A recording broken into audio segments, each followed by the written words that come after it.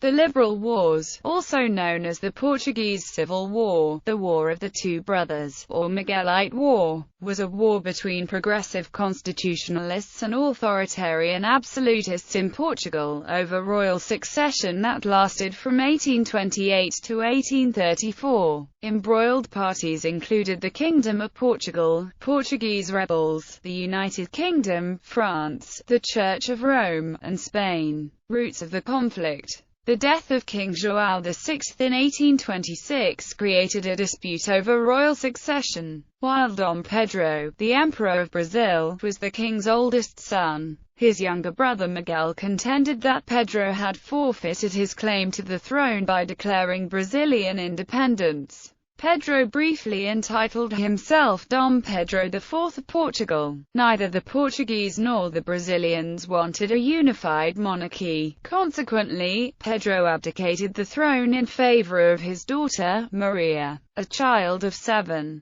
In April 1826, to settle the succession dispute, Pedro revised the first constitution of Portugal granted in 1822 and left the throne to Maria, with his sister Isabel Maria as regent. A new constitution. In the Portuguese constitutional charter, Pedro attempted to reconcile absolutists and liberals by allowing both factions a role in the government. Unlike the Constitution of 1822, this new document established 4 branches of government. The legislature was divided into 2 chambers. The upper chamber, the Chamber of Peers, was composed of life and hereditary peers and clergy appointed by the king. The lower chamber, the Chamber of Deputies, was composed of 111 deputies elected to 4-year terms by the indirect vote of local assemblies, which in turn were elected by a limited suffrage of male tax-paying property owners. Judicial power was exercised by the courts, executive power by the ministers of the government, and moderative power by the king, who held an absolute veto over all legislation. Discontent.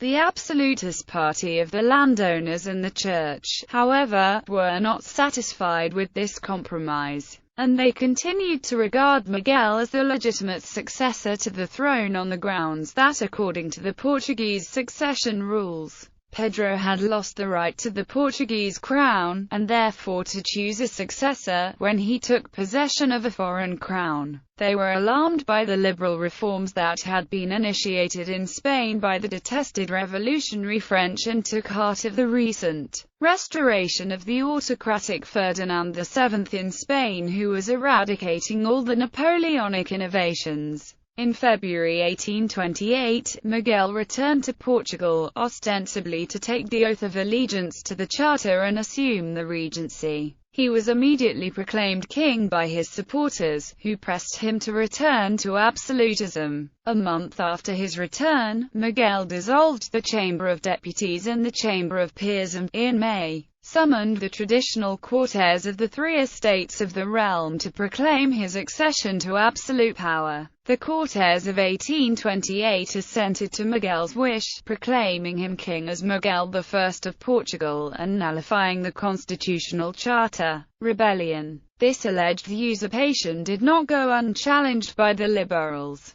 On May 18, the garrison in Porto, the centre of Portuguese progressives, declared its loyalty to Pedro, to Maria da Glória, and the constitutional charter. The rebellion against the absolutists spread to other cities. Miguel suppressed these rebellions, and many thousands of liberals were either arrested or fled to Spain and Britain. There followed 5 years of repression. Meanwhile, in Brazil, relations between Pedro and Brazil's agricultural magnates had become strained. In April 1831, Pedro abdicated in Brazil in favor of his son, Pedro II, and sailed for Britain. He organized a military expedition there and then went to Terceira Island in the Azores, which was in the hands of the liberals, to set up a government in exile. The government of Miguel blockaded the island, but the blockading squadron was attacked by a French squadron during the run-up to the Battle of the Tagus,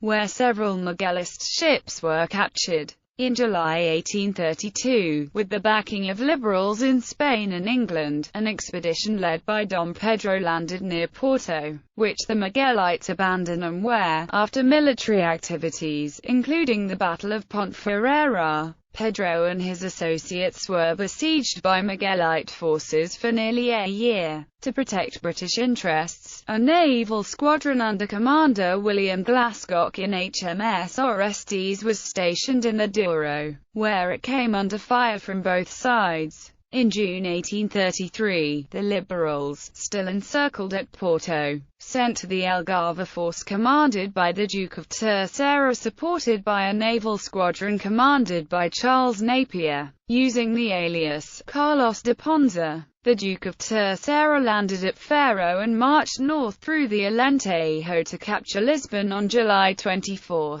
Meanwhile, Napier's squadron encountered the Absolutists' fleet near Cape St. Vincent and decisively defeated it at the Fourth Battle of Cape St. Vincent. The Liberals were able to occupy Lisbon, where Pedro moved from Porto and repulsed a Miguelite siege. A stalemate of 9 months ensued. Towards the end of 1833, Maria da Gloria was proclaimed queen, and Dom Pedro was made regent.